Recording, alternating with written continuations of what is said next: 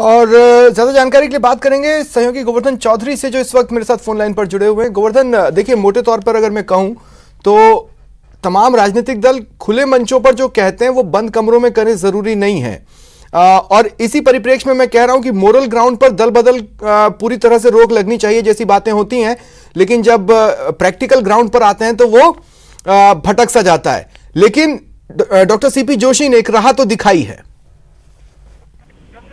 बिल्कुल, सीपी जोशी ने पीठासीन अधिकारियों के सम्मेलन में जो बातें उठाई हैं वो आज लोकतंत्र के लिए बड़ा खतरा भी बन चुकी हैं। दल बदल कानून भले बन गया, लेकिन दल बदल कानून की तोड़ निकालने के लिए इस्तीफे दिलाने का एक नया तरीका शुरू हो गया।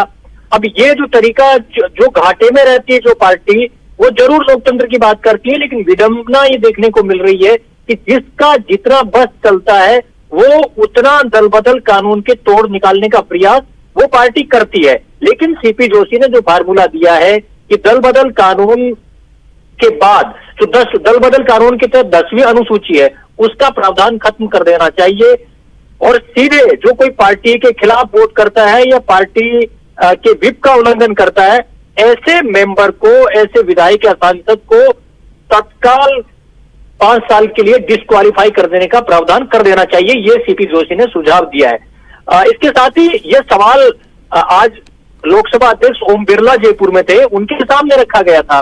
तो उनका भी ये कहना था कि एक कमेटी पीठासीन अधिकारियों की बनाई गई है जिसमें सीपी जोशी अध्यक्ष होंगे, और वो कमेटी जो सुझाव देगी वो सुझाव पूरे देश की ओर से केंद्र सरकार के सामने रखा जाएगा, और उसके बाद केंद्र सरकार चाहेगी तो इस पर बिल ला सकती है। तो कुल मिलाकर के जो पूरे देश में जो बहस छिड़ी हुई थी, लोकतांत्रिक मूल्यों को लेकर के जो सवाल उठाए जा रहे थे, उसमें कम से कम एक रास्ता जरूर बना है जो कि पीठासीन अधिकारियों के सम्मेलन से निकला है, और दल बदल कानून में संशोधन की एक जो लंबे अरसे से बात चल रही थी, जो विडंबनाएं सामने आ रही थी, उनका हल निकालने के लिए एक रास्ता बना है। और अब पीठासीन अधिकारियों की ये जो कमेटी है ये जल्द रिपोर्ट दे करके और जो लोकसभा अध्यक्ष को देगी, और लोकसभा अध्यक्ष फिर केंद्र को भेजेंगे। तो कम से कम इस पीठासीन अधिकारियों के सम्मेलन में ये राह जरूर निकली है कि जो एक विकृति आ गई थी, जो परेशानी आ गई थी। लेकिन अगर इस कनेक्शन से भी देखें, गोवर्धन, मैं आगे आपके पास आता हूं। मुझे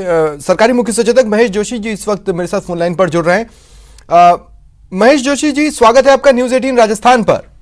ये बहुत बहुत धन्यवाद। आज ये जो सलाह, ये जो सुझाव डॉक्टर सीपी जोशी का सामने आया है, सुर्खियां बन रहा है,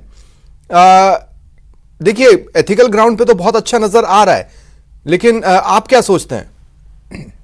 मैं सोचता हूं कि सीपी जोशी साहब ने जो कहा है वो आज समय की मांग भी है।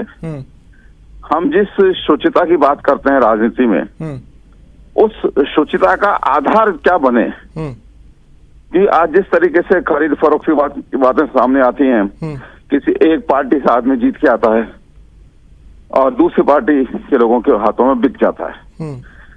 पूरी डेमोक्रेसी खतरे में पड़ी हुई है। आज एक हथियार ये भी बन गया है, कोई जो सत्ता में बैठे हैं लोग वो ये सोचते हैं कि ठीक है, हम कोशिश कर रहे हैं जीतने की, जीत गए ठीक है, नहीं जीते तो भी हम जीत जाएंगे क्योंकि हम पैसे से एमएलए को खरीद लेंगे।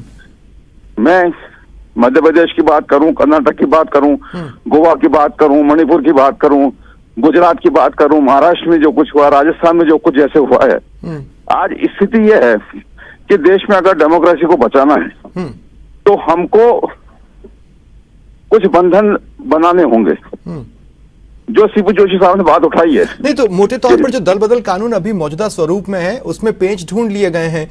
इसका एक अपरोक्ष फायदा आपको इस तरह से पहुंचता है कि बसपा के विधायक कांग्रेस में शामिल होते हैं।